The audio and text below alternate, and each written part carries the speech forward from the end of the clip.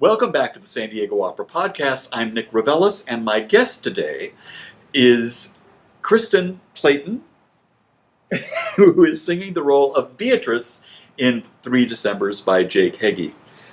Welcome. Thank you. Thank you so much. We're laughing because I was trying to get her name right and the name of the character correct.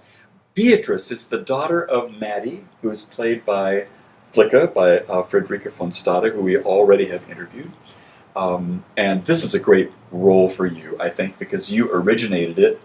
Yes. And so here it is, 10 or 11 years later, and you're still singing it and getting into it. I want to talk about that, but you are a San Diego debut artist, San Diego Opera debut artist, so I want to chat a little bit about your career, where you've been, what you've been doing, and what's going on. Yeah. Well, I've had a very interesting kind of snaky path through the opera world and the circus, dinner cabaret world.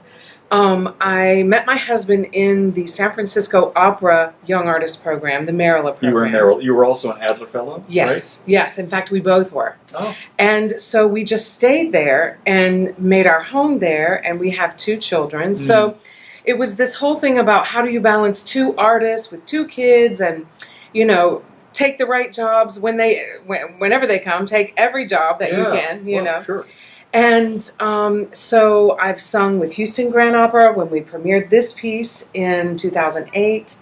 And I sang with Chautauqua Opera and Opera Theater St. Louis, did some wonderful things there. And you've done Mimi, you've done Violetta, and you've done some newer work too. I saw that you were in Dangerous Liaison, the Conrad Sousa. Yes, that was my San Francisco Opera debut. When Frederica von Stade was the Madame de Tourvel. Or no, the Madame de... Renee Fleming was Madame de Tourvel, but I forget that evil, the main characters. Right. But, oh my God, so yes, I have been in love with Frederica von Stade since day one that I got a chance to meet her, and she's just so lovely. So to play her daughter and to create this role was just the chance of a lifetime, really. Before we move on, let's back up just a little bit. The circus. Okay. I want to hear all about this. This was a really interesting thing because I was in San Francisco, going to New York, doing the auditions and trying to manage all that. And then a Spiegel tent literally dropped out of the sky from Seattle, Washington. And it was a company that was trying to put on a show that incorporated music and juggling and trapeze artists and all of these things, magicians, into a dinner theater. And it is called Teatro Zinzani. Zinzani. And they were looking for an opera singer specifically at the end because the producer, I'll never forget, said, chocolate cake and high soprano arias just go too well together. I need that at the end of our show.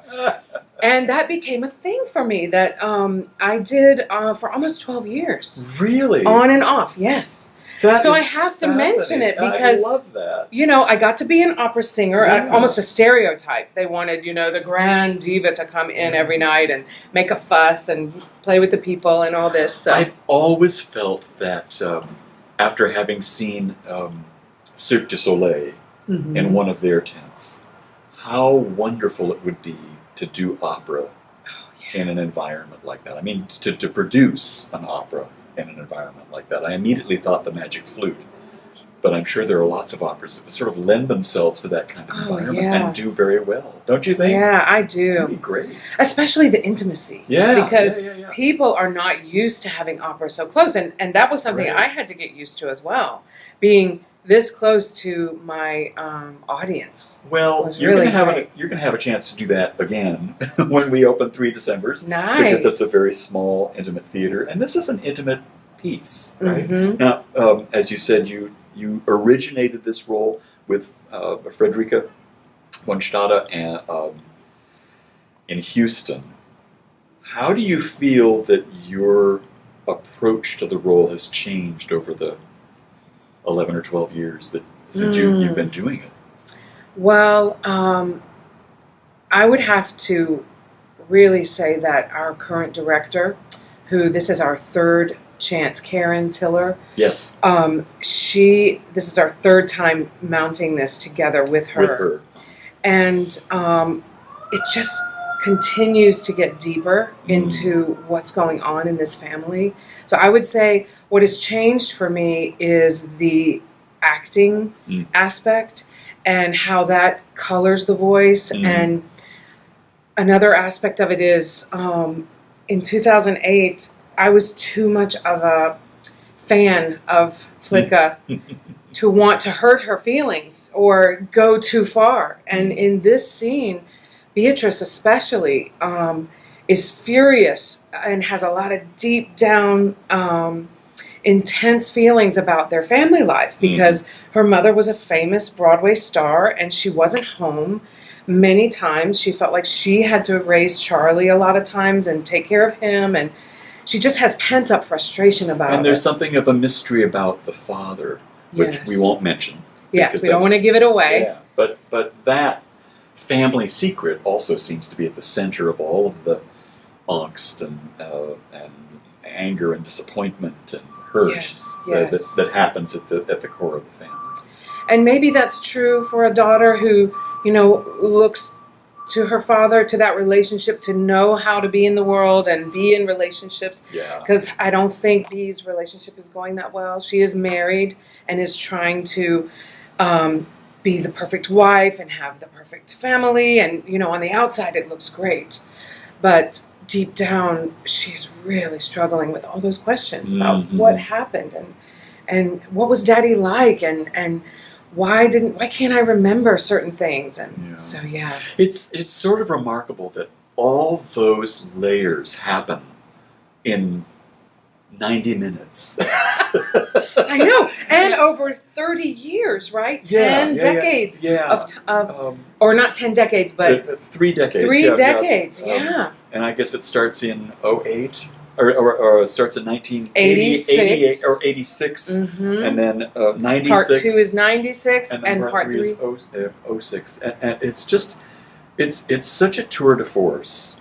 And the music, to my ear, seems to just hit all of those psychological notes. Oh, yeah. And all those family notes as well. I was mentioning in my conversation with Stephen Labrie, who plays your brother, right, about the music that accompanies the families walking across Golden Gate Bridge into Sausalito.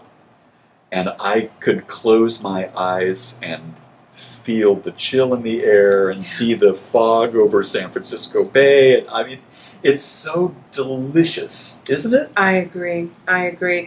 Modern contemporary music has the liberty to do that and to color every single thing, because some people, when they hear Jake's music, they feel the dissonance sometimes and the fact that it is modern. I remember my parents, when they first heard this piece, I think it was, I don't know if we like that, but it's like you said, it's because there's so much happening, and Jake is brilliant at, crafting each thing musically so that you experience it that way. Yeah, you really connect with it. I'm so excited. And it's so great to have you here, to have a new friend in San Diego singing with us. So looking forward to this. We open March 8th.